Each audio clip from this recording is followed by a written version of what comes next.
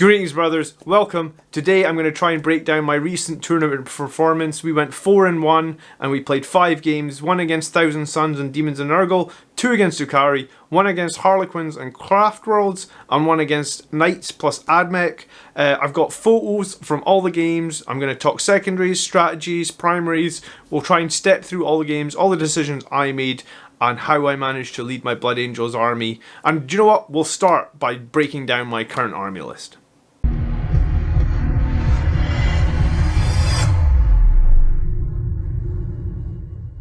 Thanks for checking out this video, and I'm John, and every week I'm going to tell you how to be a better Blood Angels commander at the tabletop. If that's something you're interested in, consider subscribing. So here was my tournament list. We have the 4 HQs, and we basically have a patrol and a vanguard detachment, and we start this with 6 CP. So let's look at the detachments. This tournament obviously took place in Stirling, and as I said, I went 4 for 1 just this month in September. So first detachment, patrol detachment, and overall and across the list we have 2 heroes of the chapter, and we also have 1 Angels exemplar. So we start with the captain on a bike. He has the Artisan of War, giving him the Adamantium Mantle, so he's got a 5-up shrug. He has Gift of Foresight, which is 1 reroll of hit, wound, and save each turn. So that's both twice per battle round. Chapter Master to grant rerolls and auras. An Infernal Pistol, a Thunderhammer, the Armor Indomitus, so he can turn on that 3+ invulnerable save when I really need it. And also, that puts him on, he's toughness 5 with 7 wounds, 2-up save, 4-up invulnerable save, and then a 5-up shrug. We also have our Librarian, who is upgraded to our Chief Librarian and given Psychic Mastery to help make his powers more reliable. His powers are Might of Heroes, primarily to buff either one of my Redemptors or the Captain or the Librarian himself. Psychic Fortress to provide the invulnerable bubble that's going to give my Redemptors and other units without an invulnerable save good value. And then finally, Null Zone. When the enemy has really good invulnerable saves, this is when Null Zone can really come into play. Null Zone doesn't get used every game, but I think having the threat of Null Zone and including it in your list is actually really important. Now, and it did help me in this tournament.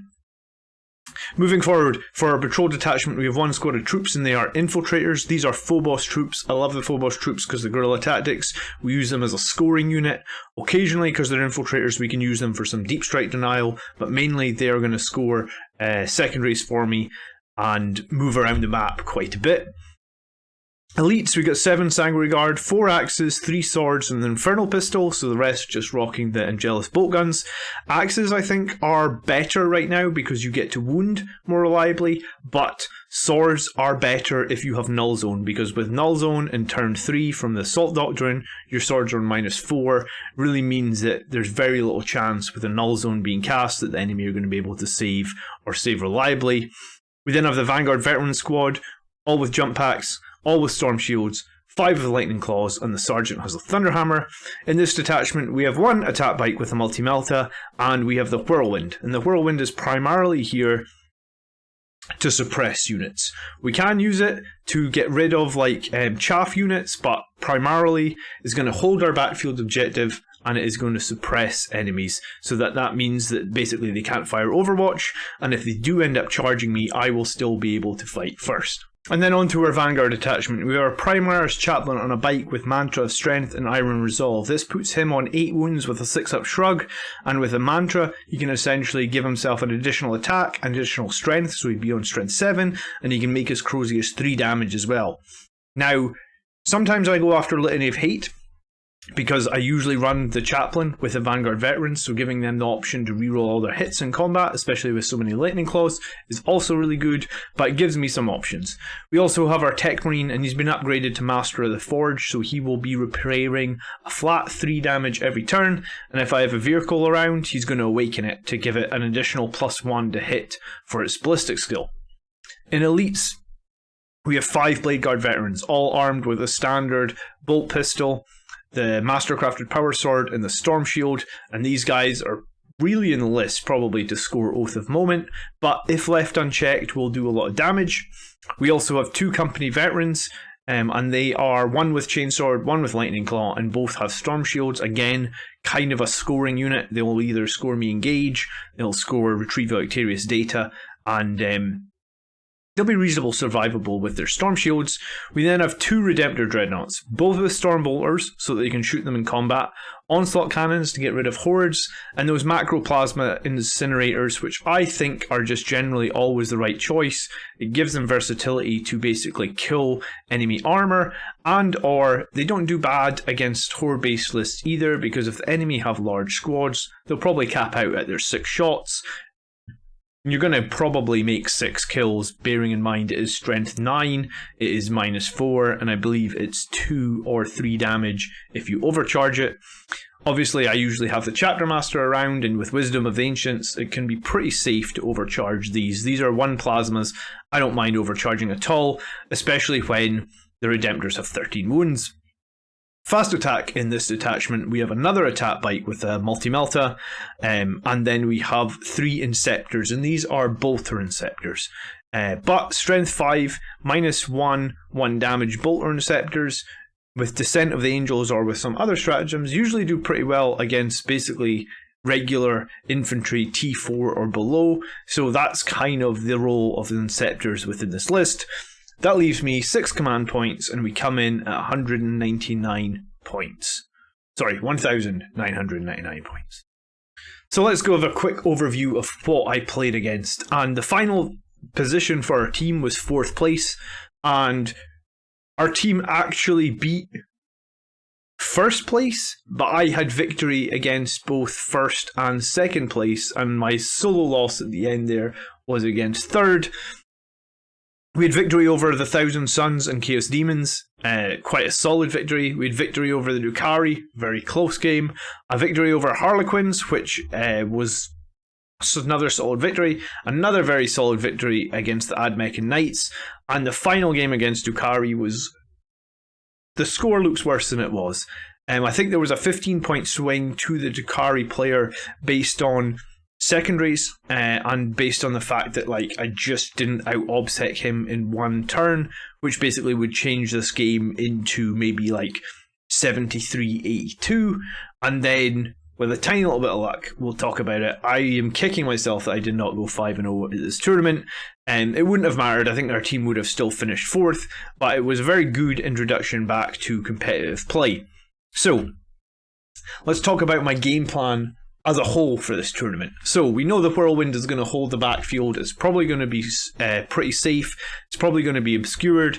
It's going to just kill chaff units, or it's going to suppress big threats. My Redemptors and the Blade Guard veterans are going to push forward, essentially either contest the middle or contest objectives across the map.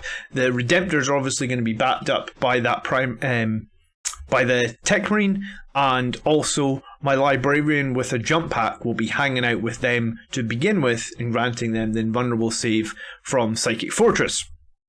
The rest of my force, so my Sanguinary Guard, my Inceptors, my Chapter Master, later in the game the Librarian, and the attack bikes are going to push and contest and deal with threats. And then my Vanguard Vets and Chaplain are going to be on the weaker flank, I guess. So typically when I set my army up, I kind of look at the map and decide some of the objectives I'm going to focus on. Sometimes that can not always, that might change throughout the battle. But at the beginning, when I'm looking at my deployment, I'm kind of thinking of a game plan where, I need to hold half the objectives, right? If you hold half the objectives for the whole game, you get 40 points on secondaries, essentially. So you're not trying to overcommit. But I'm trying to use, and I guess if you break that down to points, the Vanguard Veterans and the Chaplain together are about 300 points. So I'm going to take 1,700 points of my army, and I'm going to try and hold half of the objectives effectively. I'm going to kill them if they come close. I'm going to probably try and hold the middle, get my Oath points, and then I'm going to try and use that 300 points, the 6 Vanguard Veterans and the Chaplain, to go after an objective that I'm not super invested in. If I can kill all the enemies for 1 turn and get them off the objective for 1 turn, great. If I can do more than that, even better. If the rest of my force just holds half the objectives for the whole game, then I feel like I'm in a very good position. So that was the plan around this tournament, and it worked in the first 4 games. And because it worked in the first 4 games, I should have maybe made a slight adjustment in Game 5. We'll get to that. But in the first 4 games, this plan worked pretty well. Secondary-wise, I was going to be picking stuff like Engage in All Fronts and Relentless Assault because I'm going to be contesting. I actually never took a Relentless Assault. My list doesn't synergize too well with it, but it definitely took Engage in a couple of games. We're also going to take Oath of Moment or Grind Them Down. I think in one of the games I could have had more points, I think against a Drukari player, if I'd taken Grind Them Down over Oath. But I'm used to picking Oath, I'm used to playing around Oath, so I took that quite often. And then Retrieve Octarius Data. I think in most games I scored maximum points for this. My list is designed to be able to do this, get the 12 secondary points pretty easy. And like I said, I can do it in every game. I think one game maybe we just scored 8th, but all the rest we got 12. And we're going to step through all that as we get further on. So now that I've got sort of my game plan shared with you and you know what to expect, then let's talk about each game turn by turn. Well, it wouldn't quite be turn by turn because I only have like a couple of images from each game, but let's talk about the game and what I did and I guess what moves were good and why I won the games that I did. And the first game was up against Thousand Suns, so I will put in the video description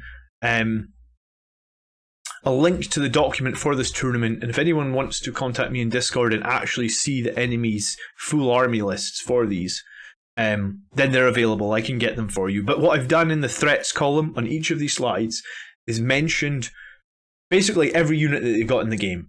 So like this is their whole army list in two lines, right? Like they had Ahriman, an Exalted Sorcerer, and Rubric Marines. I think it was a 5-man squad of Rubrics, and then he had the Great Unclean One, the Horticus Slimux, Epidemius, 9 Nurglings, 22 Beasts of Nurglings, and 10 Furies. Obviously, I've not listed like their Warlord traits and their detachments, but that was his whole army. And this will be the same as we go into the other lists as well. And we were playing on Sweep and Clear, which is the quarters deployment zones. And my scoring for this game was actually 90 points. Like I said, 45 points for primaries, so I pretty much held primaries for half the map, as mentioned. Obviously the 10-point painting bonus. I assassinated all his characters, so Ahriman, the Exalted Sorcerers, the Great Unclean One, the Horticulus guy, and Epidemius. I killed them all. Oath of Moment, I got 13. I kind of got pushed off the middle in this map a little bit. And then Retrieve Octarius, I did 12. So 90-point game here. 40 for primaries, 40 for secondaries, and 10 for painting. And this was a good way to start my tournament. And I was actually playing the captain of Team Scotland in this first game, so a very good way to start the tournament. And this was his only loss. So I was very, very pleased with how I played. And I felt I really made the Blood Angels, I made people think about the shooting Blood Angels list in this game, I think, because I was super pleased with it. Anyway, this was the map, like I said, quarter deployments. So as you can see, a huge amount of Beasts of Nurgle, sorry, in the opposite quarter, and this is Innes here, who is the captain of Team Scotland. I set up pretty defensively. Obviously, like I said, the Whirlwind is completely obscured. There's no way he's shooting it. This list of his had very little, if no shooting at all. I mean, he had the Rubrics and maybe like Ahriman and the Exalted Sorcerer, but the shooting in this list was minimal. And this, I believe, is... I went first, so in turn 1, I pushed my Blade Guard forward to the middle to get my Oath points. I pushed my Dreadnoughts, you can see my Librarian in the middle here, and my Tech Marine, pushed them forward a little bit as well. This card here means that this Tech Marine has got the buff for +1 to hit. This card here means my other Dreadnought is getting full Chapter Master rerolls. Over here, 6 inches from this battle, 6 inches from the middle, my infiltrators are performing Octarius Data. My Sanguinary Guard are behind this terrain, so they are obscured. It didn't really matter because, like I said, there was not much shooting, but I deployed my Sanguinary Guard completely defensively, obscured.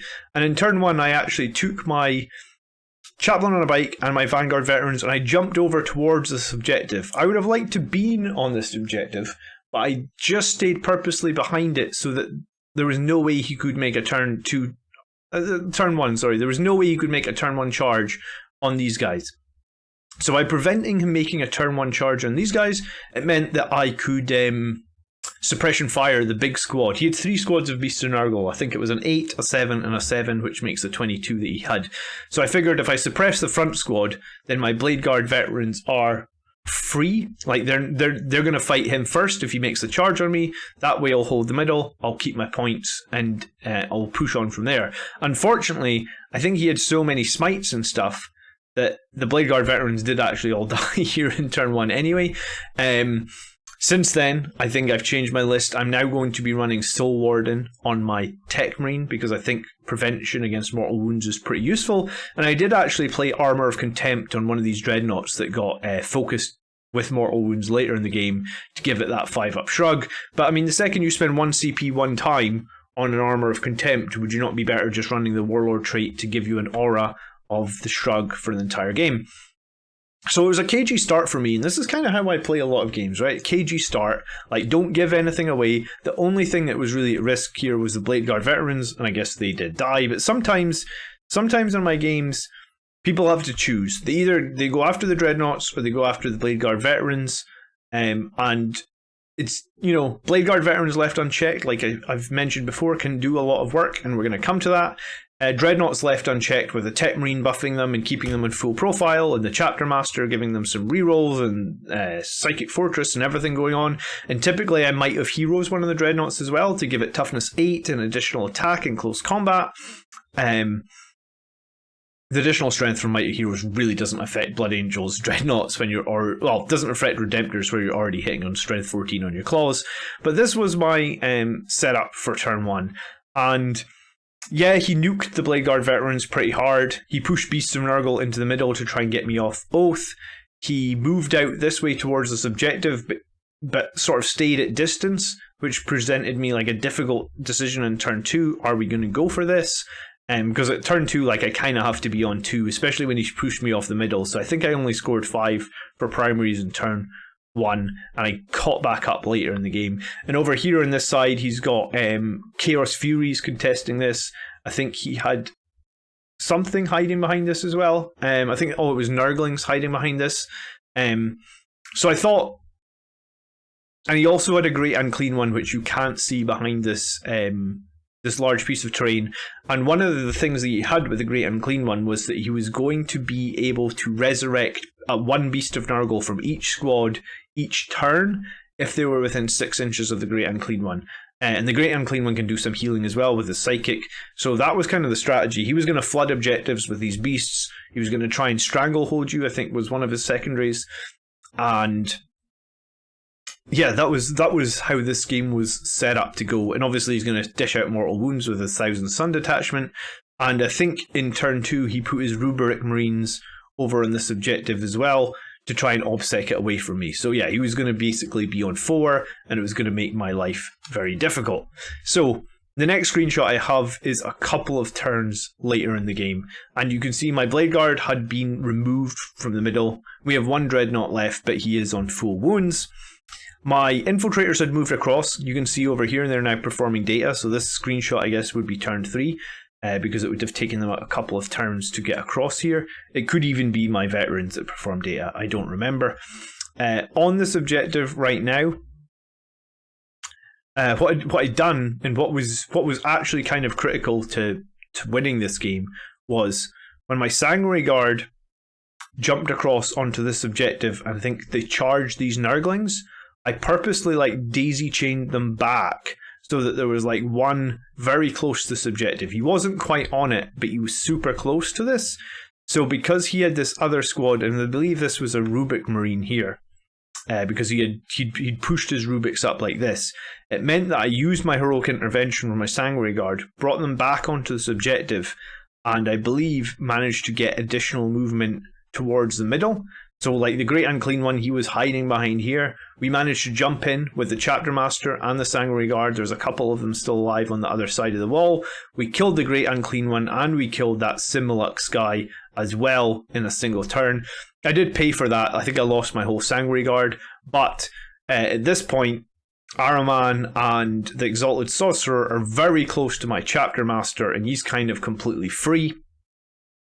Meanwhile, I have Attack Bike with Multi-Melta on here that when I brought it on, I actually popped 1 shot into the Great Unclean One and kept, helped get rid of him in a single turn, and it was good.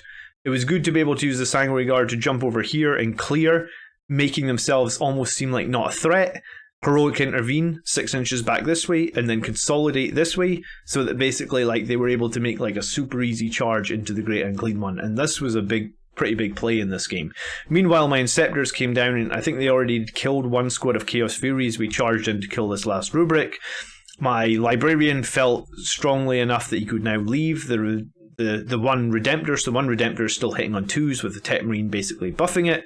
It's moving centerboard now to try and claim me Oath of Moment. Over on the objective on the top left, I did finally get engaged by the Beasts of Nurgle, but when they did engage me, they had been suppressed. At this point, you can see here that my Chaplain had his Litany of Hate up. So my Vanguard Veterans, I think it's 5. I think there's 5 Vanguard Veterans left, and the Chaplain against 4 Beasts of Nurgle. So he's basically killed one Vanguard Veteran, and I've killed 4 Beasts of Nurgle, or 3 Beasts of Nurgle, I think there. I can't remember exactly. I think the red one was his 8-man squad. Yeah, but I'm controlling this because I have more units on it. I'm controlling this because of my Whirlwind. He was controlling this because of that one rubric that was OBSEC, but I felt like in a really, really strong position. And as this game moves on into turn 4 and 5, I don't think I have a screenshot of it, no, but what happened was I completely cleared out this objective, and then I think I left the Vanguard Veterans on it, or the Chaplain, and he moved over here to help. I held up, put my Redemptor right into the middle through this forest, and basically held the middle, killed all of these Beasts of Nurgle. My Chapter Master came round and killed both Araman and the Exalted Sorcerer. I think we Infernal Pistoled one and killed the other. We finished this rubric in combat. Our veterans took the objective. I think we guerrilla tactics these guys off so we could perform some actions. Our Inceptors took out these Furies, and then in the final turn of the game, I basically had my Chapter Master zip round here and actually kill Epidemius. I think I had something join him. I think there might be another attack bike. I don't think he killed the other attack bike. I think it might be off screen here at the right. But this was a good game. The game ended with me taking the 15 points in primaries and tabling him in turn 5. I did go first, obviously, so I mean, he just didn't get his second turn. But I was pleased, and this game kind of gave me quite a bit of confidence, right? Like, the game plan worked exactly like I had hoped it would work, and you know, I'd previously played against Thousand Suns and Nurgle maybe 2 weeks before the tournament. I played against Gav. Some of you guys know Gav from the Monday night games, and Gav is a really solid player, and the game against Gav helped me so much here. I knew exactly what to expect. I knew not to risk my units and then double down, and yeah, I was very pleased with this result. If you guys have any questions on any of these games and any decisions that I made, please feel free to just fire them into the chat. I pretty much answer every comment on this channel, or I've almost answered every comment, so I will definitely get back to you. Just give me some time, because sometimes they're quite busy. Okay, and just to say, this was actually what they called a light table. So this was, in every set of 3 games, there was a light table, a medium table, and a heavy table, or a dense table, I guess, in terms of terrain. So this was the light table, and that was the victory against Thousand Suns and Nurgle. So as I said, 90 to 61, he'd planned to swarm the objectives, and this was a 15-5 tournament victory. He'd planned to swarm the objectives with Beasts of Nurgle and keep them live via heroes. He also says that I used Armour of Contempt to keep my Redemptors alive, as mentioned. Lack of enemy shooting let the Redemptors eventually take over the middle of the map. The Vanguard Veterans and the Chaplain on the weaker flank kept me in the game and helped me score primaries after losing the middle for a few turns. The wraparound with the Sanguinary Guard and the Chapter Master, backed up with the multi-melt on bikes, really provided key target focus. And the Sanguinary Guard's 6-inch heroic intervention strat helped me essentially get 9 inches of extra movement.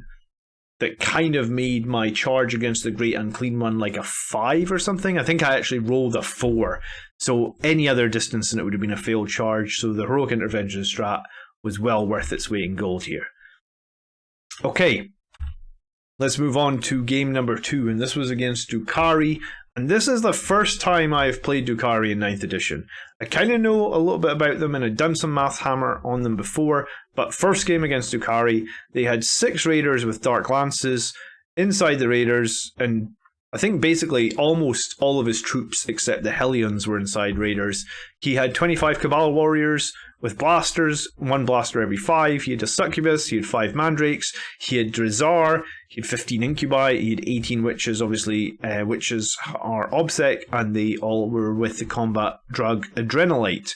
Then the 18 Hellions, and then Archon. And we're playing on Overrun, so that is the 3 objectives almost in your deployment zone against 3 objectives in the enemy, and it's long ways. Primaries, this was a low scoring game. I only got 30 for primaries, and this is because Dark Eldar like to swarm over your own objectives, unloading obsec troops, and I had some problems with this. I got my 10 painting points. I assassinated all 3 of his characters, 10 points. I retrieved Octavia's data, 12 points, which was important. And I got my Oath of Moment, 10 points. Could have got some more, I suppose, on Oath, but this was a tough game. I'm not going to lie, this was a fun game, and I played against Chris, and he actually reached out after the tournament. Super nice guy, so hopefully I get to play him again. Anyway, this was how the map was set up, and this is an early screenshot from about turn 2, I believe. I went first, and everything was obscured except 1 raider. And it was kind of, I guess, poor positioning from him that he had left 1 raider obscured. However, I shot everything at it and didn't kill it. So in turn 1, I'd pushed my Vanguard veterans and chaplain up on one side of the map, essentially to try and contest this.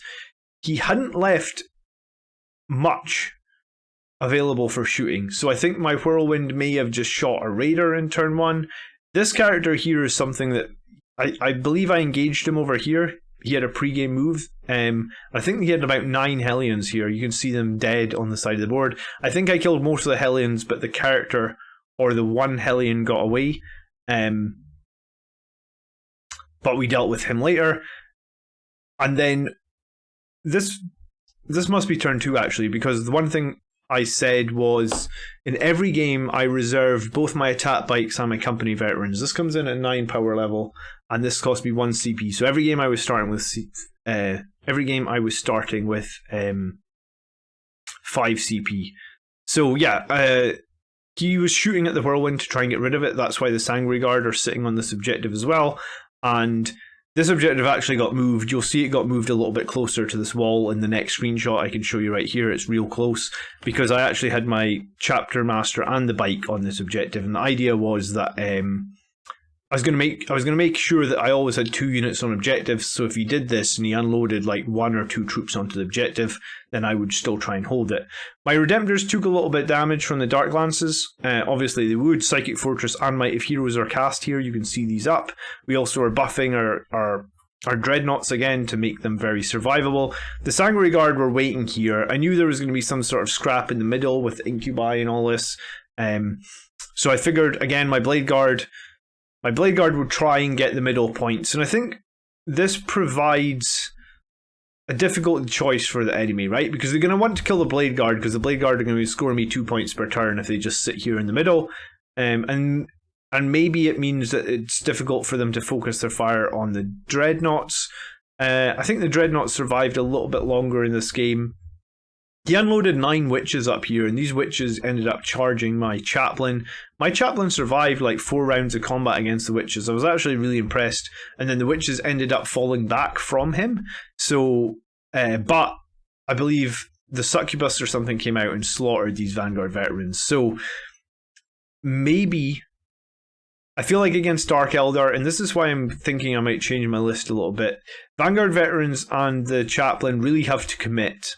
And the problem is, against Dark Eldar, if all the enemy units are inside transports, it's really hard to commit. Like, you've got no shooting on that. Well, I mean, you've got one twin bolt rifle basically on the bike. It's never going to kill anything. So against Dark Eldar, this plan of having these guys on the flank, they may have actually been better in this game just staying defensively, but what it did do, I suppose, is it tied up a bunch of witches on his side of the board, which could have easily obsected this away from me.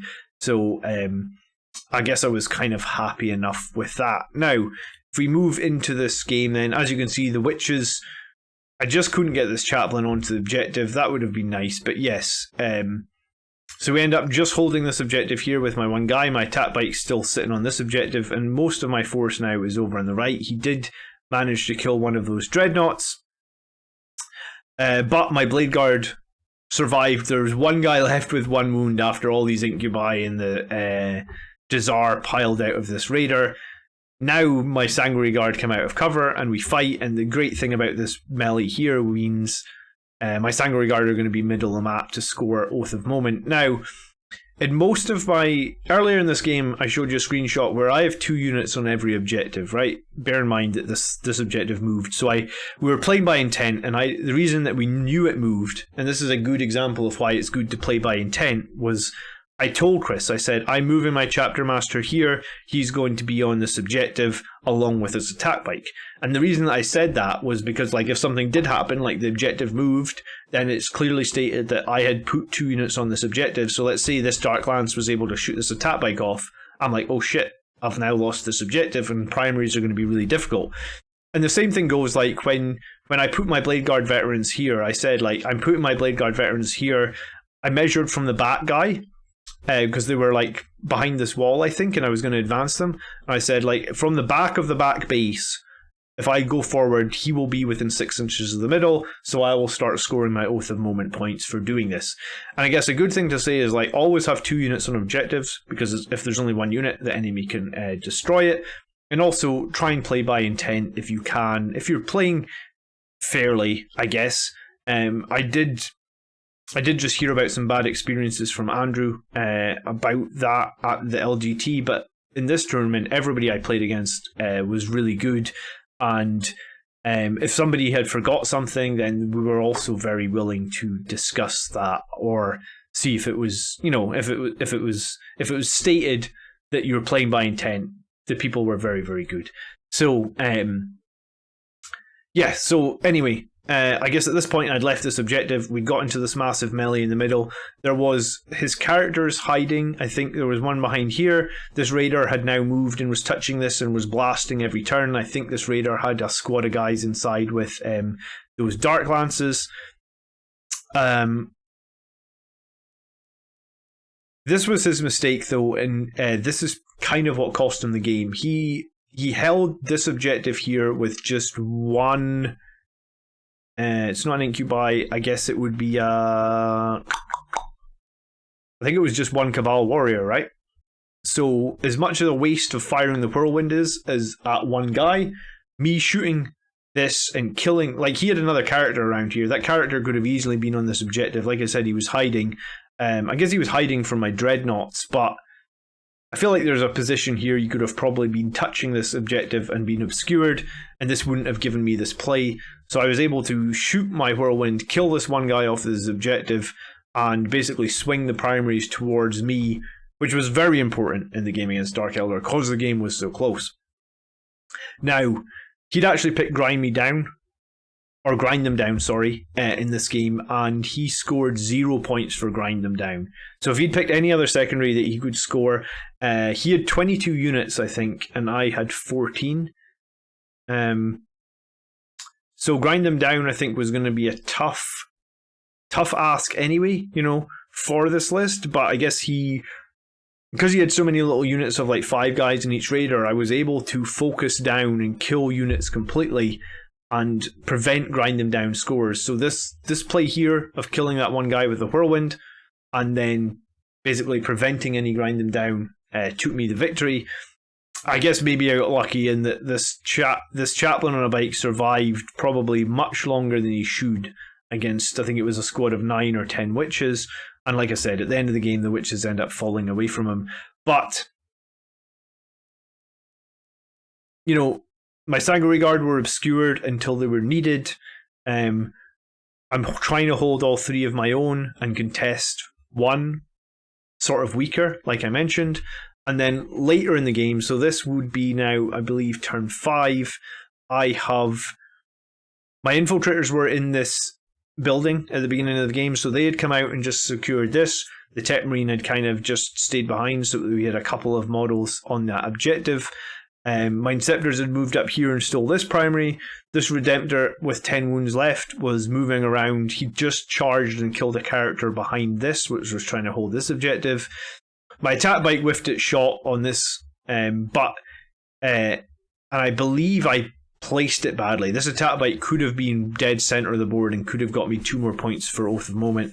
So just remember not to switch off at the end of the game. You may have thought you've won the game, and I actually wasn't even sure that I'd won the game, because when we went to score here, it was like super close, and I wasn't sure that I'd won, but I could have got 2 more points. So if I'd lost by 2 points, I kind of switched off, I guess, in the final turn. Once I'd started to table him, and it's dangerous, right? Once you because if you look what he's got left, I think he has 3 witches, like I said, who fell back from my chapter master just so they can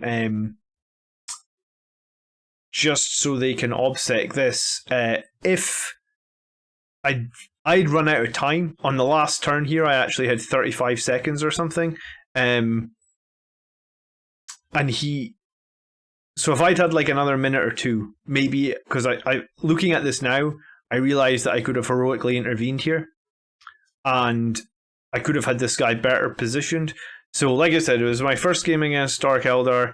I did get the victory just by 5 points, but I think that we could have probably got some more points here, actually. If I'd had a little bit more time, because you're playing on the chess clocks, I could have put this guy in the middle. I could have probably heroically intervened here, and I could have maybe even had like a 10-point victory. But I was just pleased to get the victory against Drukari in my first ever game against them. And it was tough, but I guess focusing down the transports with the Redemptors, using the Psychic Fortress, and then using my other guys for countercharging, and the weak flank idea seemed to work pretty well. What have I said about it? So the enemy had troops on most objectives, and I went first, and 5 of the 6 raiders were obscured. I mentioned that. Drukari had taken Grind Them Down as a secondary and managed to deny all the scoring. The Whirlwind was used to clear infantry a few times. I guess the Whirlwind does wound T3 models on 2s, so it can be reliable at making them take saves. The Sanguinary Guard did their countercharge. The Tat Bike sniped an exposed character. Yeah, at one point a character was over here on his own, completely away from everything. I think he was in the transport with the witches. This attack bike came in and multi-melted him to his face. That's always fun. My bike chaplain survived with 1 wound left. So the warlord trait that gave him an additional 1 wound and a 6-up shrug. People had questioned that because I used to run Benediction of the Fury, but this actually really helped him and kept him alive.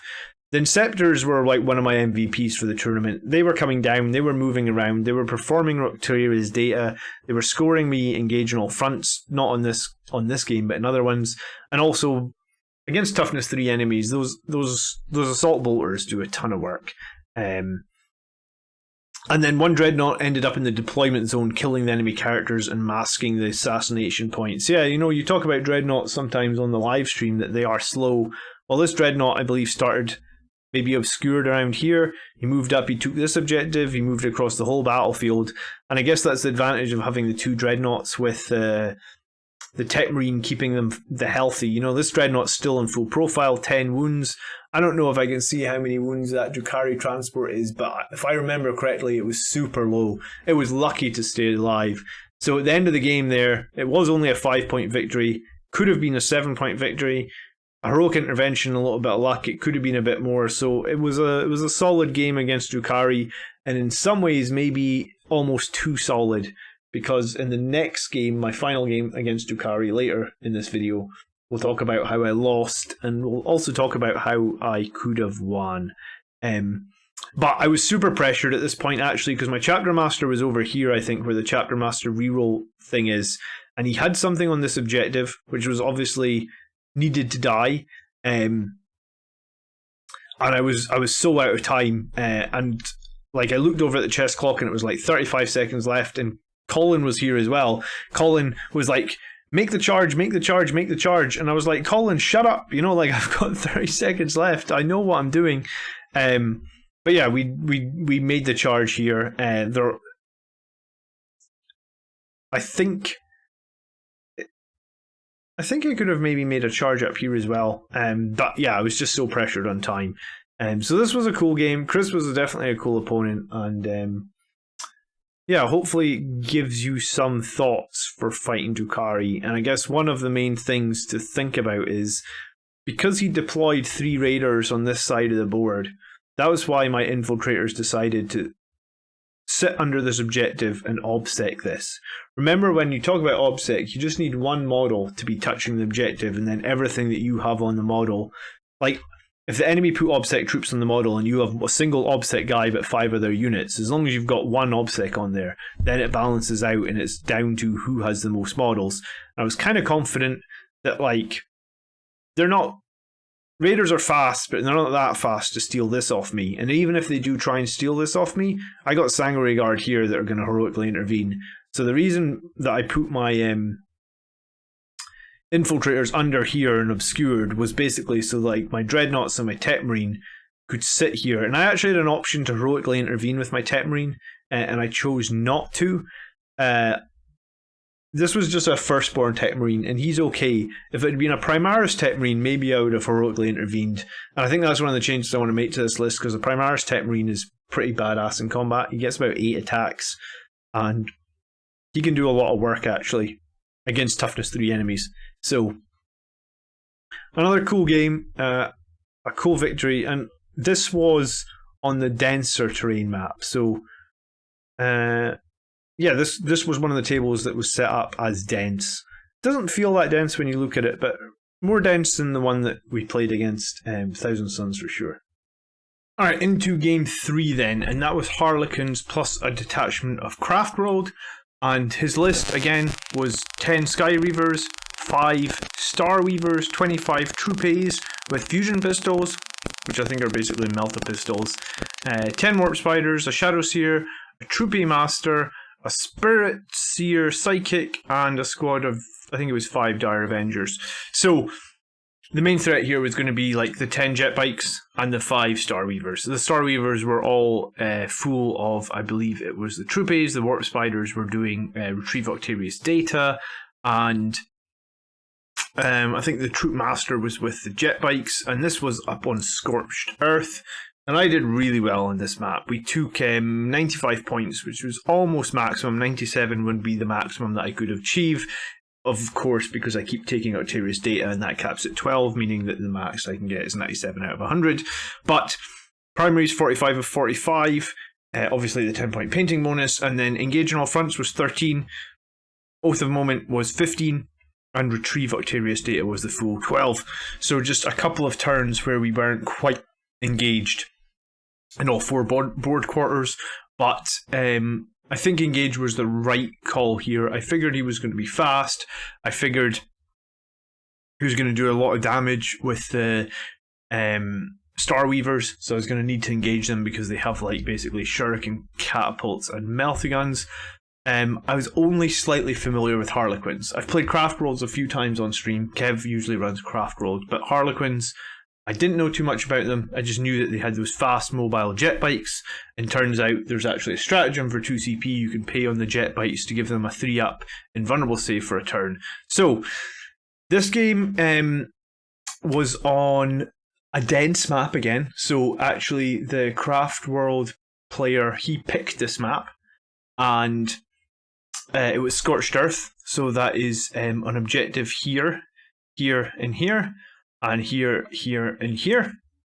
So basically 2 in your deployment, 2 sort of mid-board at the sides, and then 2 in the enemy deployment. And this is the one where you can raise enemies' objectives off the map or off the battlefield. And neither of us picked that, obviously. So this photo was actually taken in turn 2, I believe. So he went super aggressive in turn 1, and you can see here like all 10 of his jet bikes and his Troop Master, and I think there was maybe a squad of guys. He like pushed his jet bikes super far forward, like really, really far forward in turn 1, and you can see here on the psychic card, it actually reads Null Zone. He had his jet bikes try and like flank me and go after my Blade Guard veterans, I think, and the Dreadnoughts. They didn't do really as much damage as maybe hoped. The way that they were playing forests in this tournament was they were -1 to hit if you were inside them. So I had both my dreads inside this forest, so it basically gave them the equivalent of a smoke screen Redemptors don't get smokescreen, so giving them -1 to hit was pretty big. And I think his plan really was to come in, do some damage, and then 3-up invulnerable save the bikes, and this completely backfired because I was my librarian, I think, was hiding here. He jumped over, we null zoned a whole squad of bikes and just deleted them. Meanwhile, the Blade Guard managed to push forward. I think I transhumaned them in turn 1 and I only lost a couple of them. Managed to get in there and kill a bunch of bikes round the back of this. And my Chapter Master was here and my Sanguinary Guard were obscured in this building, so they were able to jump forward, make an easy charge. So he lost all 10 of his bikes and his Troop Master, and I guess maybe like a squad of guys in turn 1. It was quite a big swing and I didn't lose all that much. He still had the 5 Star Weavers, 1, 2, 3, 4, and 5 here, so I think I picked up one of them, and the Star Weavers were pretty nasty and they were full of those troopy guys with fusion pistols. And when you see the screenshot from the next turn, you'll see how the game progressed. But my stratagem stayed the same, where I had my weaker flank with my Chaplain on the bike and the Vanguard Veterans. The Vanguard Veterans were here, obscured in turn 1. They just moved into the forest because I actually thought that he would maybe do a little bit more damage than he did. And my Chaplain here is just within 3 inches of this objective, so controlling it. And I was trying to stay obscured from this Star Weaver over here, so that my weaker flank would actually score me some points. The Whirlwind was holding this objective here. The Tech Marine and the Dreadnoughts were holding this here. The Blade Guard were holding here, just across the board there, so scoring me engage on all fronts. And, that started us off in a very good stead for turn 1. Being able to move the Blade Guard forward and make that charge was very nice, and being able to remove all the jet bikes. I wish I'd got a photo of it before, but I think he started all his jet bikes. I think they actually all started here, and they came flying forward. A bunch of them came this way, a bunch of them came that way, and we just mopped them all up. Null Zone was really clutch here because the squad that he 3-upped, I just jumped over, I null zoned them, and I took them out. Okay. But you can see here there was definitely return fire from the Star Weavers. As much as my first turn was great, both Dreadnoughts got deleted. Chapter Master is sitting here on 1 wound. I brought a couple of bikes in from the edge of the table, and these bikes actually just charged some of the Star Weavers to keep them busy. My Inceptors and now my Blade Guard are all coming back to try and hold this objective because it actually got swarmed. I didn't need my guys on the flank too much, and we did kill that one Star Weaver that was back here. The Sanguinary Guard, after they'd moved to the middle, they actually moved behind this point, and back there he had like a Psyker and he had his Dire Avengers. The Sanguinary Guard went in there. I think I actually threw them Chapter Master rerolls because I knew that they would be off on their own, and they just mopped up everything that was in there. There's no huge combat threat in there. The Chaplain over here killed the Star Weaver, I believe, and then he came back the way. The Blade Guard Veterans, I think they went that way and killed the Star Weaver and then came to the middle to score me my Oath points. The Company Veterans just came in and nicely held this while my Whirlwind went forward. My Whirlwind never died in this tournament, which was nice, and he did make some brave plays. But yeah, over here the Star Weavers and everything coming out of them actually did quite a lot of damage, but I was able to take over the rest of the map, and maybe if he'd played a little bit more defensively with his bikes, and maybe if I didn't make that null zone, it could have been a different game. Obviously the bikes would be much harder to shift with 3-up shrugs, but because they literally had, or 3-up invuns, because they had no invuns, the Blade Guard Veterans just killed them like they were. Blade Guard Veterans are brilliant in combat. Even in early game, a squad of 5 Blade Guard Veterans actually get more than a squad of 5 Sanguinary Guard in terms of attacks, right? It's only one more attack, but they're still using basically the exact same swords, and they're really strong. And this game could have been different, I guess, but I guess he was counting on the fact that 3-up Shrug was going to or the 3-up invulnerable save was going to keep one of the squads of bikes alive, and it didn't. And this is why I rate Null Zone, because some games you don't need Null Zone at all.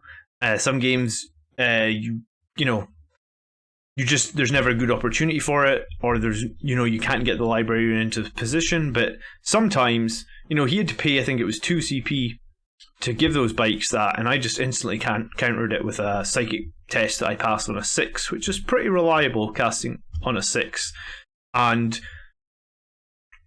yeah, maybe I sacrificed my dreads over the course of the next 2 turns, but as you can see on this map, like at this point, he's maybe got like I forget what these were. I don't think they're the troops. They're not warp spiders either. Or maybe they were maybe they were different. I'm not super familiar with Elder and Harlequins. Anyway, there was 5 of these guys. They were not bad in combat, and there was like 1 Starweaver left. And I have, I've got my full Sanguinary Guard, all 7 are alive. My full Blade Guard, all 6 are alive. The Whirlwind doesn't take any wounds. The Chaplain hasn't taken any wounds. My attack bikes have in my veterans, so I probably have half my army here. Sanguinary Guard, Vanguard veterans, Whirlwind, and the Chaplain on a bike, that's about 700 points. So I've got 700 points of unwounded stuff here, and he's got nothing left. And I was controlling like 4 primaries at this point, 1, 2, 3, and I think this Blade Guard is actually controlling this one here. So I was controlling 4. So we won this game pretty easily in the end. But I feel like, having that many Meltaguns is good, but this is why I like Psychic Fortress. And this is why I also like Mighty Heroes, because if he hadn't jumped in there, maybe I would have just Psychic Fortress both the Dreadnoughts, the Tech Marine would have kept keeping them alive, the Might of Heroes would have made it that his melt is only wound on 4s, and that was providing a lot of value throughout the whole event. And if you've been watching my games on stream recently, I've won every game since I came back from the event now, and I'm kind of doubling down on this double Redemptor list. I really like it. I did buy a 3rd Redemptor because I thought that a 3rd Redemptor might be interesting, but the double Redemptor I think is really nice. I just like it a lot. I could swap out the Inceptors and a Tap Bike for it, but I think double Redemptor, the only weaknesses the Redemptor have is no invulnerable save. So if you can obscure them in turn 1 and then Psychic Fortress them from there on out, bear in mind if you get turn 1 you can just Psychic Fortress them from the get-go, I feel like they're actually a very, very solid unit. And what else to say? The game was an early game massacre on both sides. Yeah, he went super aggressive with the Skyweaver, jet bikes in turn 1, resulting in the strong counter punch, like I mentioned. Null Zone was really great in this game.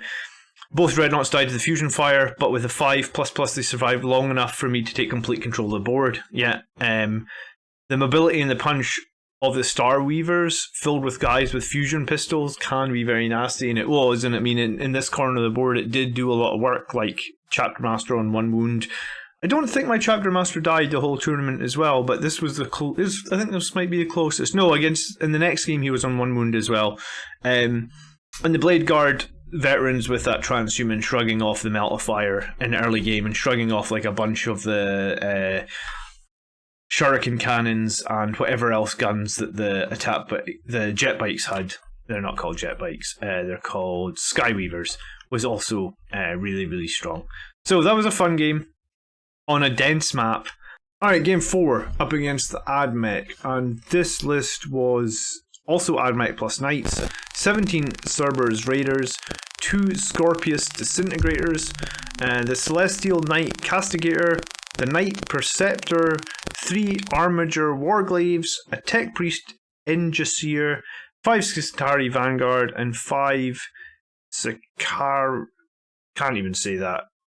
Sakari Hoplites.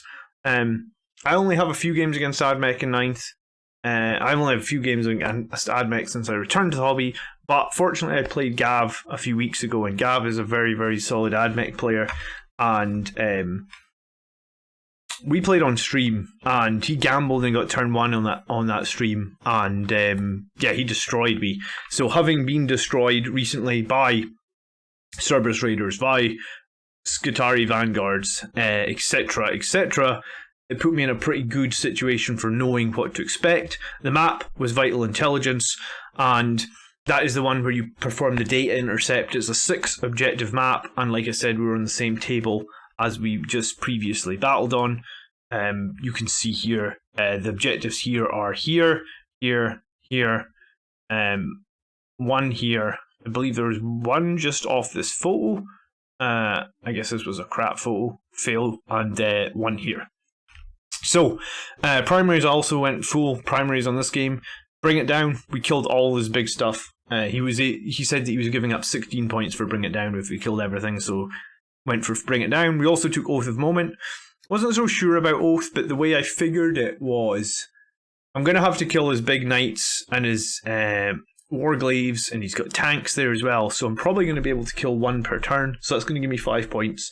Probably not going to fail that many leadership tests, as we normally don't do, so I'm thinking 4 or 5 points. So I was thinking that was 9 points, pretty safe, and then maybe a couple of turns I can have something in the middle of the map score the additional 2 points. Probably that's what we scored exactly, I don't remember 100%. And then my list is very much set up to do data. You know, we have quite a good number of infantry units, and we also have infantry units like my Inceptors that can come in, perform an action and shoot, or we have those company veterans that can perform the action, or sometimes we even do actions with a Blade Guard, and the Phobos units can guerrilla tactics around as well. So another 95 point score, pretty pleased with that, especially as it was one of my, you know, haven't played Ad Mech a whole lot, like I mentioned. So in this game, deployment was diagonal on... was deployment diagonal? I feel like a deployment is diagonal on this map. Yeah, I'd have to double check that, but I felt like deployment was diagonal. Anyway, this is into turn 1, this picture, and what I did with my deployment was infiltrators in the backfield to perform some data. I started my chaplain and vanguard veterans hidden behind this building here, so obscured. I was going to try and obscure a lot of stuff, being that he has 2 giant knights, and I think one of them had a cannon that's like heavy 16, strength 6, -2, 2 damage, so great at killing marines.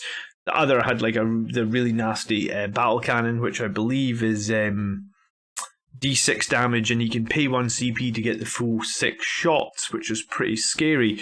So, Whirlwind completely obscured. Librarian, Tech Marine in here completely obscured. The Sanguinary Guard again started in cover in turn 1 in turn, and then jumped to an obscuring position behind this terrain. The Blade Guard veterans were also here obscured. There's a couple on the other side of the wall. Chapter Master kind of hanging out, granting his buffs to this Dreadnought. This Dreadnought had Chapter Master rerolls before we started, and I started this game by basically deciding, it's weird, in most of the other games I picked a weaker flank, right? But because I was trying to obscure everything from the knights and the tanks to a certain extent as well, and even the warglaives, we kind of decided that we were going to swing round sort of like clockwise on this map. So the vanguards and the chaplain wanted to get these Cerberus Raiders, but the Cerberus Raiders have a pretty neat stratagem where they can pay 2 CP when they're charged, they can move 12 inches, and then if you can't now make the charge at that point, you've wasted your charge. So he actually removed these guys. I couldn't charge them after turn 1. He moved them out of position. I think he just backed them up 12 inches.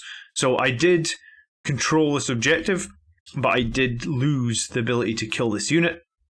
He had a squad of Cerberus Raiders on this other objective. He had his knights trying to hold this objective, and then I guess his idea was going to be to push on to maybe this one, and that is very much what he did. So what I needed to do essentially was make sure I hold this, probably kill these raiders, probably try and take out these raiders on the other side, meanwhile try and do some damage against, like chip damage against these knights or the warglaives with my dreadnoughts, because my dreadnoughts, I think here you can see one of these dreadnoughts is on 2 wounds, so my dreadnoughts are not going to survive very much. If I can shoot him, he could be shooting me, And I was might have heroesing one dreadnought, which makes the red one toughness 8, of course, but he's not going to shoot at the toughness 8 one. He's going to shoot and kill the other one.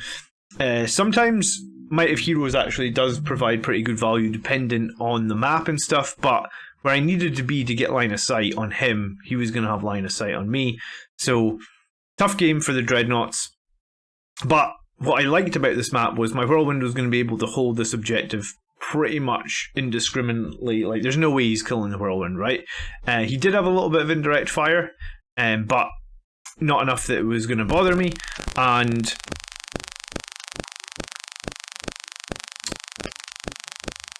my Tech Marine in here as well is kind of completely safe. So even if he does kill the dreadnoughts, he's not going to kill the Tech Marine. And I figured like maybe later in the game we could use the Tech Marine to hold this one and have the whirlwind go after another objective. It was going to be a tough game. I felt like it was going to be a bit of a bloodbath.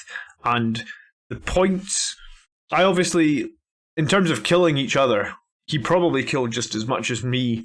But I managed to prioritize doing my secondaries and holding the primaries and got a pretty solid win. So, and this was against Dave, who'd we met the night before, and I want to give a shout out to Dave. He was a really nice guy. He took Blood Angels to the LGT, and he actually asked me what I thought of his Blood Angels list he was taking to the LGT, which was kind of fun. I think he was the one person at the tournament that watched Blood Angels Commander and actually really wanted to play me, so it was cool to meet Dave. And yeah, an interesting list. His team actually finished second, so although I got the win here, Andrew and Colin didn't fare so well and they finished second. So cool. So let's check out this game further on, and as I said, it's an absolute bloodbath. And let me rewind, or let me fill in the gaps between these two screenshots. What happened was, I kept my Sanguinary Guard pretty far back here with my Chapter Master for one more turn. We pushed the Blade Guard onto this objective. We killed the Cerberus Raiders here. And I started bringing in, I believe, my attack bikes and my Inceptors down here to wipe them off this other objective. So basically I was going to try and hold this one with the Blade Guard, keep this one in deployment and push him off this one, meaning that I do better in primaries. And that's pretty much what happened, but I had to give up a lot to do that. And you can see here, what had happened was this knight had come all the way around here and actually managed to make a charge into my Chapter Master. Well, it actually just walked right up next to the Chapter Master and tried to kill him in close range with his gun, and then charged him. And I believe this was the knight that had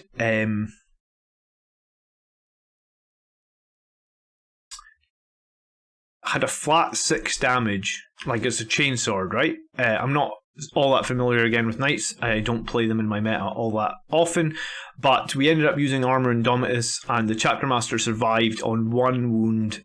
He got... Actually, I think he survived on a couple of wounds because I shrugged them, but when I destroyed this knight, which was around here at the time, he spent a 2 CP on a 4-up, the knight explodes. He rolled, I think it was 3d6, got 16 inches, so he did d6 mortal wounds within 16 inches. So I think at that point, it basically, like, it killed some of my Vanguard veterans, it killed some of my Blade Guard, it killed some of my Sanguinary Guard. I think it finished off one of my Dreadnoughts. It put a bunch of mortals onto the Chapter Master and left him on 1 wound. So this knight blowing up in my midriff, and that is a 50-50 chance. Even though he spends a 2 CP, it is just a 50-50 chance, because you need a 4-up, but he got it. And yeah, it really hurt me. And then, so as you can see later in the game, I'm now resorting. My Tech Marine is here, holding this objective. My Whirlwind was basically on the move to get to this objective over here. I believe my Vanguard veterans are just on this objective holding it, and the plan was to basically like do a little bit of daisy chaining on objectives to get things across the side of the board. The one thing that was different in this game was Dave killed the Dreadnoughts. In most of the other games, people went after the Blade Guard veterans and sort of left the Dreadnoughts, but this is what's good about this list. If the Blade Guard veterans are left unchecked, you know, I think this is like turn 3 or 4, the Blade Guard are already on his home objective, and they're killing all the Scutari. I think there was a character behind here that they killed as well. And then I think actually these guys came down here and helped kill this tank too. We just killed this knight, though. This knight was really nasty. Oh, and I have one more screenshot. Yeah, so cool. So we, like I said, we're holding this with the whirlwind. Sorry, the Tech Marine. We held this one with the whirlwind. We put our infiltrators up here. We are chaplain on a bike hanging out middle. Our chapter master was dead. Our blade guards had cleaned up the backfield.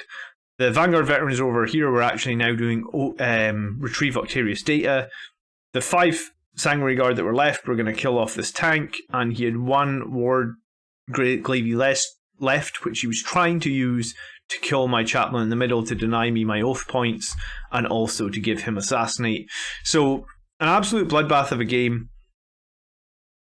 I felt very weak on the ground at this point, right? Like 2 Blade Guard veterans, 3 Vanguard veterans. I mean, the Sanguinary Guard were okay with 5, but losing the Chapter Master, losing both the Dreadnoughts, losing the Librarian, probably felt like a closer game than the 95-30 points. But I think probably what I said to Dave, I think probably what he needed to do was put all his Cerberus Raiders on one objective and just make sure he holds it. And that's something that I talk about quite often, is like, to win the game, you just need to hold half the objectives, right? Like, if you hold half for the 4 turns, you will get 40 points. So at that point, if you push your opponent off one objective for a single turn, potentially you just win the game, or you just take a lead from primaries. You don't have to overcommit. And I guess because I knew that his knights were going to do a lot of damage, my whole tactic was to stay obscured, hold on to 3 objectives, and then, my Alpha Strikers or my Deep Strikers were going to come in here and try and kill these Cerberus Raiders. And you know what? This is why I said the Inceptors were so good. He had, I think it was an 8-man squad of Cerberus Raiders over there, and my Inceptors just came in. I paid the 1 CP to give them the Descent of the Angels. I hit like 16 times, and I just mowed them down, like killed so many of them. I think I maybe even finished them off in that turn with the Whirlwind or something. I actually never suppressed Suppression Fire either of the Knights. I think I was probably going to, and you can see here I had 1 CP left, so I probably could have Suppression Fired a Knight. But I think they just surprised me in that, like, as I said, he moved this knight round here and made the charge, and I think he obviously played against Blood Angels, so he knew the Chapter Master, and he watched my stream as well. He knew the Chapter Master and the Sanguinary Guard were a big threat, but I think in another game, maybe, the Knight player pushes down here and kills these Dreadnoughts, because the Dreadnoughts are a threat as well. So I think it was just wasn't what I expected. And yeah, once we got to the end of the game, when the Sanguinary Guard were in against these Knight, this Knight was hanging on, and the Sanguinary Guard were struggling to wound it after a couple of rounds of combat. So it was a closer game, I think, than 95-30, I think was the final score. But I think this was my only 20-0 victory in terms of raw tournament points. And yeah, I used the obscuring cover as much as I could. Kept pushing those Blade Guard veteran forward, especially when they were getting ignored. And as I mentioned, and they're in the deployment zone. What else did I have to say about this game? So I thought it was closer than it suggested, yet. I used Armor, Indomitus, and Angel Sacrifice with the Chapter Master to keep him and the Sanguinary alive at a critical point in turn 2 when the Knight Preceptor charged me. And yeah, I forgot that I think I heroically intervened my Chapter Master and Angel Sacrificed, and because of the 14-inch D6 mortal wound explosion on the Knight, it took 5 mortal wounds from the Sanguinary Guard. So if I hadn't heroically intervened, I might not have been able to kill the Knight, because there wouldn't have been enough Sanguinary Guard alive. And also, when he did blow up, the 5 mortal wounds may have wiped the squad, and if I'd lost the Sanguinary Guard, I don't think I could have killed the other Knight here. I'd taken too much damage. So yeah, it could have been a bit closer than it probably suggested. The Cerberus Raiders struggled against my flanking units even after attempting to dodge the charges, and the other group got mopped up by those Bolter Inceptors. I really rate the Bolter Inceptors. Good unit for 40 points, and the toughness 5, or 40 points per model, and the toughness 5 really helps. Both Dreadnoughts died for the second game in a row, but they made some space, they absorbed some fire. That's kind of what they're there to do too. As I said, my Blade Guard veterans made it all the way to the backfield using pile-in and consolidations. And I did a video a few weeks back on how to use your pile-in and consolidations. And if you're not piling in and consolidating correctly in every single combat, then you need to be. And I will link that video at the end of this video for you guys to watch. So if you haven't checked it out, you definitely should, because every inch of movement that you can get is going to benefit you. And I already used heroic interventions and consolidation moves in another game to guarantee easy charges. In this game, it was very much the same.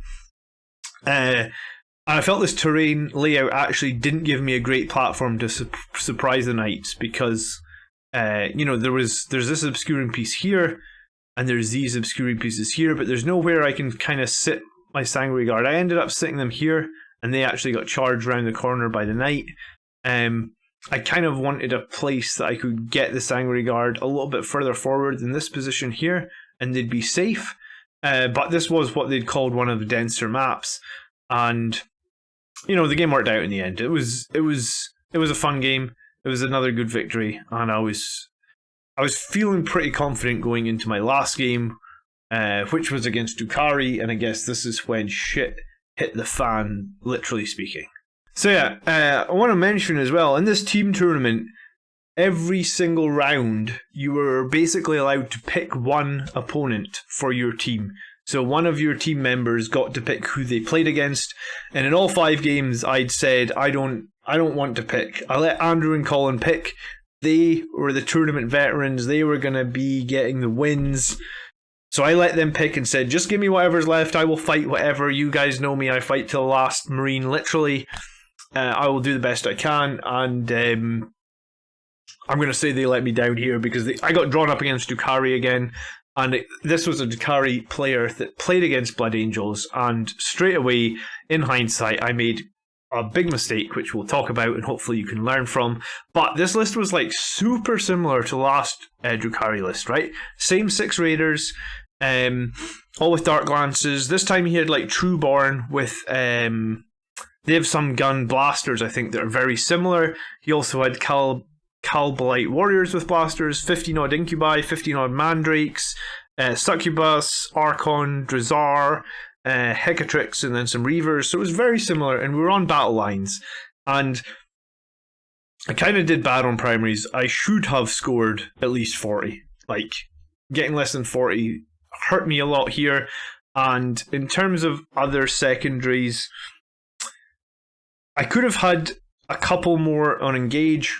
Bad positioning hurt me probably in 2 turns, so it probably could have had 10 on engage and retrieve Octarius data in the final turn. I knew I'd lost the game, so I kind of just forgot to do it. I'm annoyed at myself that I forgot to do it as well. Anyway, but there should have been... I could have had 5, 4, 8, so I could have had 13 more points. So the game was... I had 68. Let me just jump forward and we'll come back. I had 68. I could have had 13 more, so I could have had 81. And he had 92. So, and we're going to talk about a swing in this game that could have made that even closer. So I could have lost the game by 11 points, but I think an early game mistake had me reeling. And sometimes when you make an early game mistake, or like when I'd set out and I'd done my tactic and I realized very early, like, that was the wrong decision, sometimes you can be flustered. And I think the flusteredness cost me probably those 4 engage points, which isn't great when you already know you've made a mistake and you're behind. And then the data points was just because it was the very end of the tournament and the game was lost and I wasn't thinking straight. At that point, I think I was just disappointed in myself because I really hoped to go 5-0, and I feel like this is a game I could have won. And I know Drukari with Dark Lances are very strong, but I'm going to talk through it, and hopefully, if you end up, people often ask against how to beat Drukari. Well, I beat them once, and in this game I could have definitely beat them as well. And it was battle lines. So 4 objectives, long length deployment, and this is very similar to a map we played earlier in the tournament. The Drukari player picked this map, and this is what they called a dense table here. And this photo is from turn 1. And in turn 1, I was trying to obscure a lot of my units. On this one side, I had my infiltrators, my chaplain, and my vanguard veterans. The dreadnoughts, the chapter master, the lieutenant, and the tech marine in the middle. Whirlwind obscured. Blade Guard are here, and at the moment the Sanguinary Guard are hiding in this building here. He had these are his mandrakes, jet bikes, and then the 6 raiders and mandrakes over on this side as well. Right. So this is much deeper into the game. I only have two screenshots from this game. Okay. Let's talk over what happened then. In turn 1, the raiders came forward and basically they dark lanced both the dreadnoughts. Both dreadnoughts took a bit of damage, but I was able to use the tech marine to bring them back up to full, or bring them up to full profile. So we were returning fire fairly well, and we ended up, I felt a bit boxed in, honestly. Like this was a small alleyway here, and that was kind of where my dreadnoughts ended up going.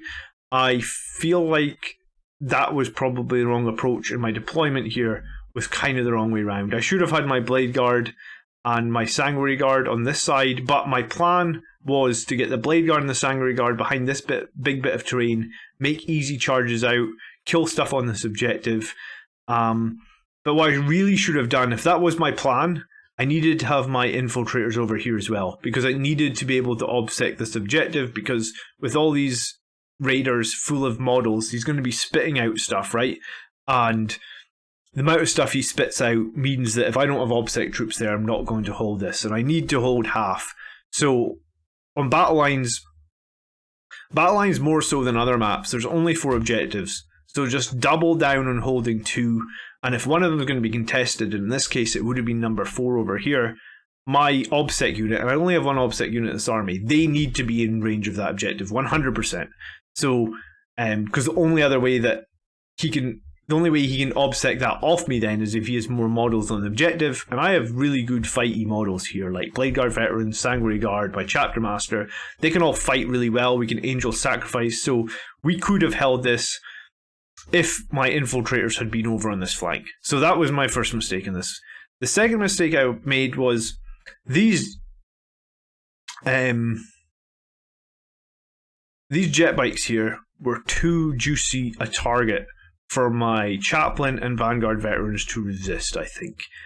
So what I did was, as everything else was pushing this way, the infiltrators actually just sat behind here and did data, and my chaplain and my vanguard veterans came out of their cover and killed these bikes. And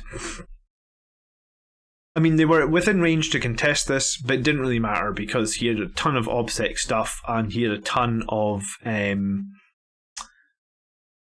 he had a character here. This is the character, and they were able to come out, and I rolled tragically on my Blade Guard veterans in this. They were in the forest, so they were -1 to hit, and I think I had about 5 saves to make on a 2+, and I rolled 3 1s or something, and yeah, it was really bad. And we also shot my whole army, so it was like both dreadnoughts, the tech marine, the chapter master, the whirlwind, the Sanguinary Guard, they all shot down this alleyway at 1 raider, and we left it on 1 wound.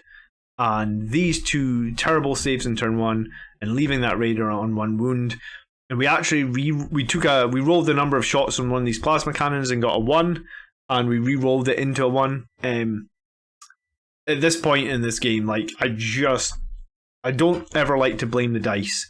And I'm not blaming the dice. I think I might be blaming the dice a wee bit, but I guess what I'm saying is we just had a little bit of tough luck in that first turn, and that wasn't the reason that we lost. I mean, we could have, if I deployed better, like I said, and I doubled down either on this side, and this side would have probably made a little bit more sense to double down on, because the dreadnoughts could have sat here with more of a firing arc, whereas they got stuck in this sort of like small passageway. I thought that bit of terrain for my Sanguinary Guard and my Blade Guard being hidden behind would provide a lot of value, but it ended up that my army got clumped up behind it and it just didn't do so well. So on a reverse on this map, if I'd gone the other way, plus there was only one raider over here, where there's like 5 over on the other side, or arguably 4, I guess. So we could have done the start better. But anyway, we left this raider on 1 wound, which was real nasty. And because we left this raider on 1 wound, he obsec'd this away from me when he spilled all the guys out of it for a single turn. And that was why I only ended up having 35 on primaries. So if I'd managed to kill that 1 raider that had 1 wound left, I then had an easy charge set up for a dreadnought and an easy charge set up for the Blade Guard veterans, and we could have probably killed everything on this objective. And if my infiltrators had been on this side as well, and they did moved in, then we would have obsec'd it and we'd have just done better. But as it stands, and this was a kind of a long, brutal game. Over the course of the game, and this screenshot, this is actually taken in turn 5, right at the end of the game, and this is why I said I actually brought my Inceptors in to this quadrant that hadn't done our data. They came down in Deep Strike in turn 5, and I didn't do the data, so I shot them, but I didn't need to shoot them because my Chapter Master was within the objective anyway, so we could have got 4 points for data. But regardless, at the end of the game, what we're looking at is he's got 2 raiders left. He's got like a small squad of like the Trueborn, I think. And he's got 1 squad of Calblights with the blasters. And I think he had a character in a squad of Mandrakes. So at the end of the game, I still have a Whirlwind. I have a Dreadnought that's... Can't see how many wounds he has. He's definitely been wounded, but the Tech Marine's still going and he's fine. We have an attack bike. We have a full wounds Chapter Master. We have a full wounds Librarian, and we have 2. Oh, we have a whole squad of Bolter Inceptors. Sorry, yeah. So based on the fact he's got like 2 raiders, 2 little squads of guys, 400 Mandrakes, and I believe there's a Succubus or something here. So maybe like he's got like 550 points left. We'd have like 120, 180, Chapter Master's 165, so like 365 maybe, Tech Marine, 465, Dreadnought, 600, Whirlwind, 725, Librarian. Yeah, so we've got about 1,000 points left. So I had made better trades all over the battlefield, and in turn 5, as you can see here, I basically have finally got 15 from primaries. I own 3 in the final turn here, whereas he just has the 1. So this is why I think this game could have been won. If we'd gone the other way, and we doubled down on 2, like I said, because obviously if I got 15 in the final turn and I got 10 at the beginning of the game, then yeah, there was a couple of turns where he got the full 45 for his primary, so he controlled more than me maybe like twice and got the full primary points. So I could have swung his primaries down 10 points, and I could have swung mine up 5 points. If we'd killed that raider that had 1 wound left, we'd have. And what did I say? I lost the game by like 11 points. So there was a very real possibility here, that with looking at battle lines again and looking at how these raiders were set up, and I will definitely not make the mistake again, especially in battle lines, when there is only 2 objectives that you really need to hold. I have to 100% have my 1 obsec unit on the objective he's going to try and contest. The back objective was safe for the most part. Unless, like, if he's going to swing round all the way to your backfield, you're going to have a little bit of time to react to that. So in this case, I mean, my infiltrator, we should have had 1 here, and they could have maybe been daisy-chained across so that they were able to move. You know, so in 1 turn I can reposition them and obsec this. So my infiltrator should have been strung across this way. They're a 5-man unit. They can just be, you know, these objectives. This is probably, what is it like? I reckon that's like 15 inches. This is 12 inches. So Pythagoras tells me that this will be like 13. So they can be about 2 inches apart. So yeah, these guys could have easily been daisy chained across here. But I think Drukari are beatable with the double Dreadnought list. Like I said, he went first, and when they go first, then you've got no invulnerable saves against the Lances, and the Lances do a minimum of 4 damage, I guess reduced to 3 on the Redemptors. But 6 Lances can still do quite a lot of damage, but we were able to keep the Dreads alive. We were able to still shoot on full profile. We got super unlucky not opening up that Dreadnought in the first turn. Basically, he had a Lancer here, or a Raider here, that had 1 wound, and I had my Dreadnought, another Dreadnought, the Sanguinary Guard, the Chapter Master, the Librarian, the Tech Marine, the Whirlwind, like everything. We just needed to get 1 wound off it, and we couldn't, and that... If we got the 1 wound off it, the 5 Blade Guard were just chilling here. They were ready to charge, mop up everything that was inside it. The Sanguinary Guard were behind them. If I felt like I needed them, they could have come in as well. And yeah, I mean, I forget my opponent's name in this game, but I mean, props to him. He played well.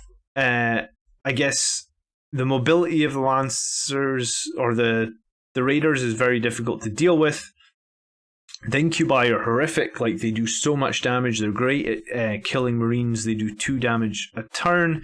I think he had Dazar, who gets a ridiculous amount of attacks, and he gets to fight twice. And when Dazar came in, I guess I blew my CP too early. I needed an Angel Sacrifice against Dazar, maybe on my Chapter Master, because you can see your Chapter Master's full health. So an Angel Sacrifice against Dazar, and he was within engagement range of the Chapter Master, would have actually been really, really valuable, and it would have saved quite a few units from death. So, bit of a tough game, even with not getting that key Angel Sacrifice on, which would have probably saved like 150 points of Sanguinary Guard.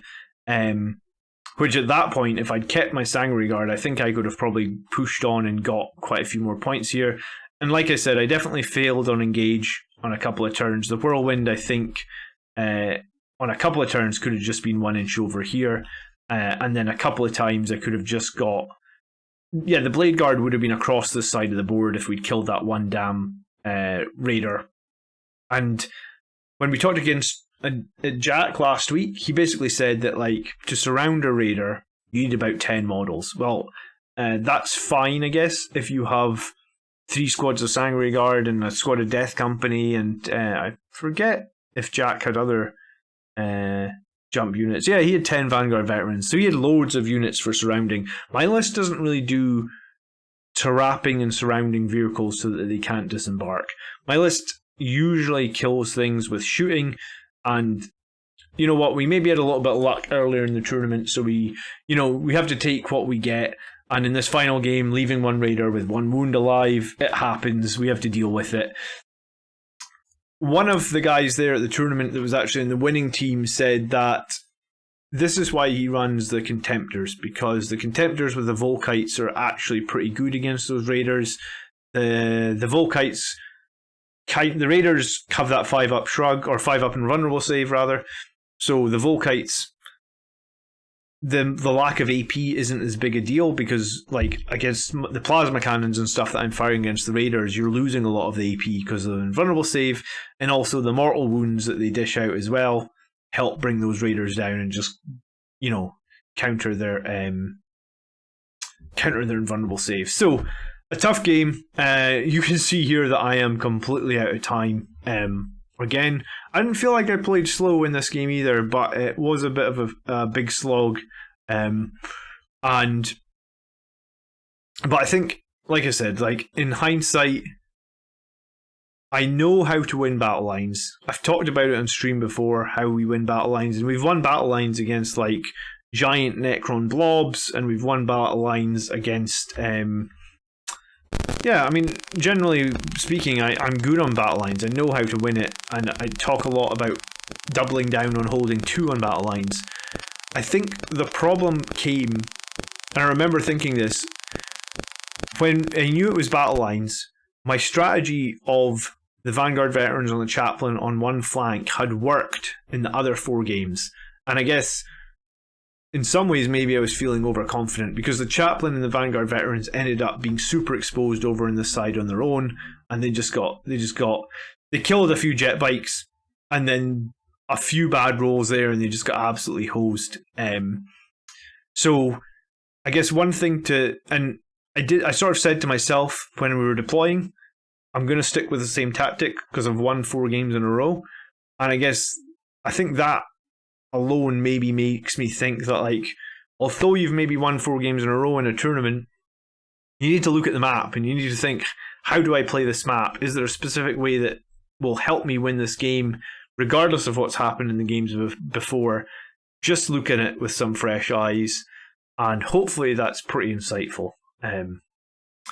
But I like this list a lot, and I am going to take a slight variation of it to my next tournament.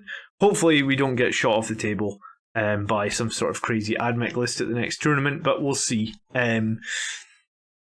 It's tough being a Blood Angel right now. Knowing I just watched the final of the London Grand Tournament today, and that was a tough game to watch, I guess, because the balance with certain armies is pretty rough. I think Dark Eldar are strong right now, but I think they're also beatable. And I think as long as you know what to expect, I think Dark Eldar are definitely beatable for Blood Angels. And I think on another day with a little bit of luck, this game could have been much closer than the 20 points it was. It could have been a 5-point game, maybe. Maybe it's still a loss.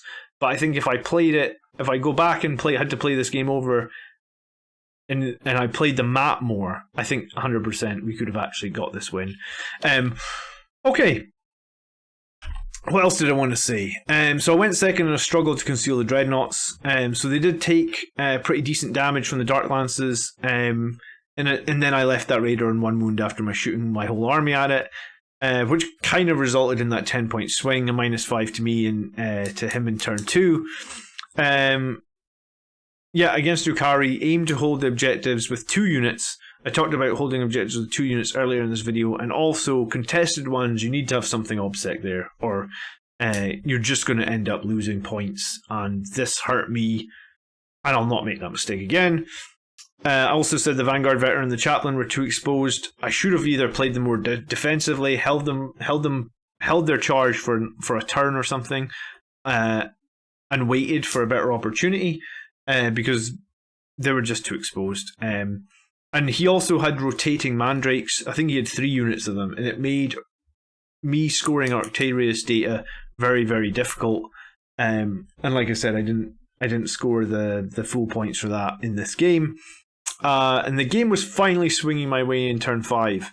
We took the 15 points in primaries, but it was too little, too late. Maybe if we'd managed to keep up in primaries using the OBSEC, then we would have actually scored more in primaries than he would have. And it was just down to maybe a little bit more luck on the secondaries. So the final tournament standings had us in 4th place. We actually beat 1st place. That was their draw as well, but we only beat them by like 3 tournament points, and you have to beat them by more than that to get the win. So it turns out we went draw, win-win, loss, and then I was the only person in our team that finished in the top 10 from the tournament. I did 15-10, so that was the game that we actually beat Dark Eldar, but it was super close, so we just got 10 tournament points. 17, 20, and then 6. So 3.5 wins. Technically it was kind of 4 wins, but one of the wins wasn't just by enough points. And 68 out of the total 100 tournament points. So not bad. Not bad for my first game, or my first tournament in a while. And I think the thing that I was most pleased about was to beat the captain of Team Scotland 15-5 in that first game. And but I mean, overall, all the wins felt pretty good. And I honestly feel like I learned a lot. Hopefully, watching this video, you guys have learned quite a bit as well. I think there's definitely some of this you need to put it in practice. So if you haven't gone to a tournament and you want to get better as a tournament player, you just need to go. You need to play the games, you need to know the armies, but you also need to learn from your mistakes. So take some photos of your games, similar to what I did. Look at them back and think about what you could have done different and why. I feel like you always learn more when you lose than when you win, so take that as well. So that's about it, guys. If you have any questions, put them down below into the comment section. I will answer every single comment, as I always do. Hopefully this gives you an interesting difference between last week's Jack Harper's full melee list and this week my hybrid list that I really enjoy playing. And I'm making some tweaks to this list and I'm going to continue to go forward, and I feel like I definitely learned some things as well, so I hope you guys did too. Thank you again for watching to the end of the video. Your support is super appreciated. The channel really wouldn't be where it is without people like you staying and watching the whole videos. I want to link just the one video you should watch next, which was my movement tutorial video that I made a few weeks ago, and I mentioned that a couple of times. So I'm going to put that up above. If you haven't watched it yet, please do. It's going to help you so much in the combat phase. And just a friendly reminder, we do have a Patreon and we do have a join button below every video. So if you'd like to support the channel and help develop future Blood Angels players and also hang out and chat with me in Discord, you can do that by either clicking on these links. It's very much appreciated. Until next time, brothers, by the blood are we made strong. Peace.